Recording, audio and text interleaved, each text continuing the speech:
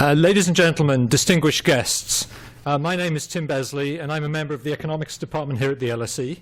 Let me begin by offering you a warm welcome to the LSE to what I'm sure will be a memorable evening. Apart from offering you this welcome, my role is only to give a brief introduction to our chair and to thank those who made this event possible. The event this evening is supported by the LSE Economics Department and the Suntory Toyota International Centres for Economics and Related Disciplines. And it's been organised in partnership with the Bank of England, and I thank in particular my former colleague Charlie Bean for his input into organising the event. The speakers will offer their thoughts on what economists and policymakers should learn from the financial crisis, and events in Cyprus in recent days serve as a timely reminder that the fallout of that crisis that began in 2008 is far from over. And all of our panelists have played a hands-on role in policy during this period. Now, the LSE is known for many things. Among them, of course, it's the alma mater of Mick Jagger, who might have been a graduate of the economics department had events not taken a different turn. And in keeping with this, tonight's panel is most definitely of Rockstar proportions in the world of economics and policy making.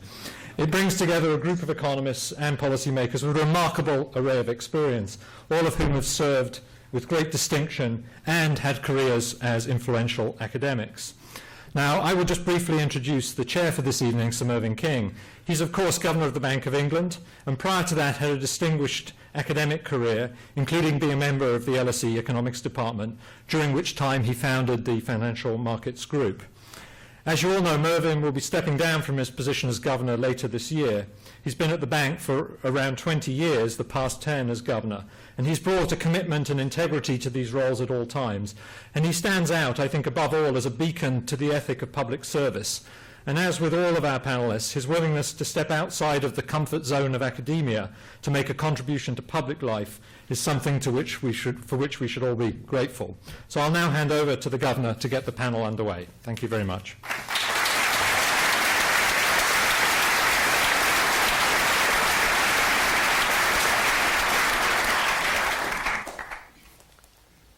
Tim, thank you very much. Ladies and gentlemen, good evening.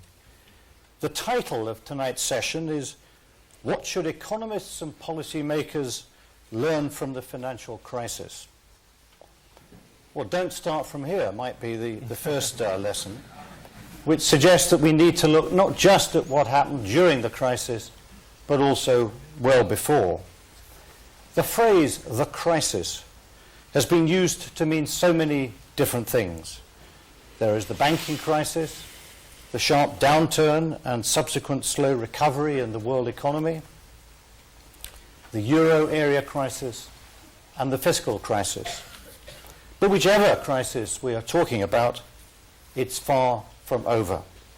And there will surely be many unexpected twists and turns before we can truly say that the crisis is indeed over.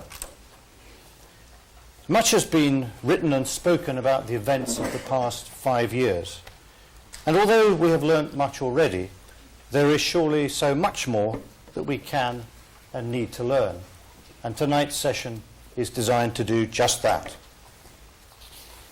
Many years ago, Peter Diamond told me that on any given subject, there are at most only 3 papers or contributions that one really needs to read to understand the issue. As he helpfully pointed out, the trick is to know which the 3 are. Well, tonight the subject is so broad that 3 may not be quite enough. But with us this evening are the 4 people whom I think we would all choose to guide us through the maze of the crisis and help us learn the lessons. They are, as Tim said, extraordinarily distinguished.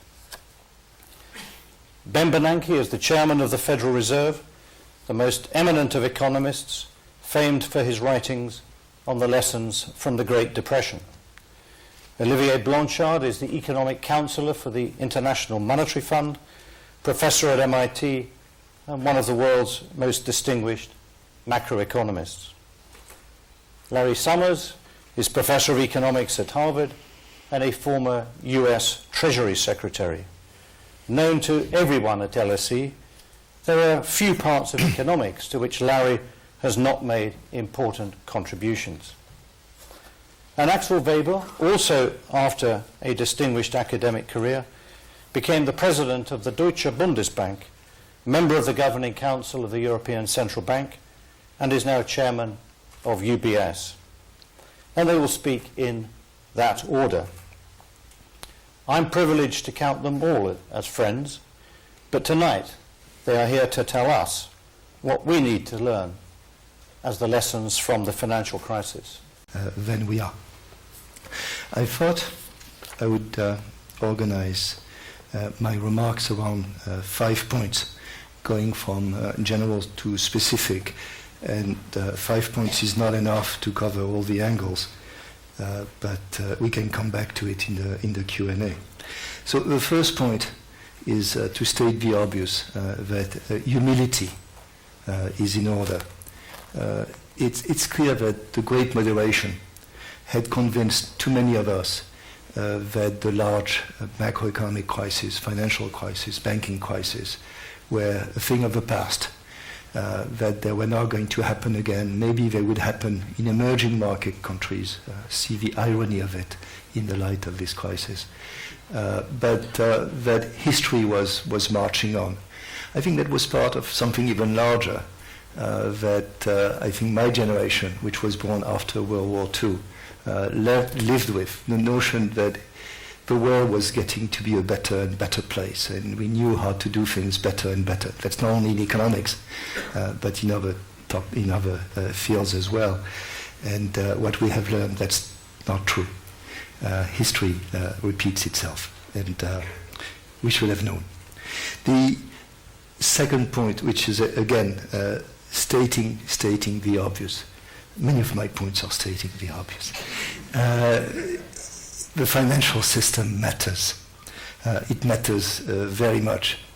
Now, it's not the first time that we are confronted with what Rumsfeld called the unknown unknowns, things we hadn't thought about, but happened.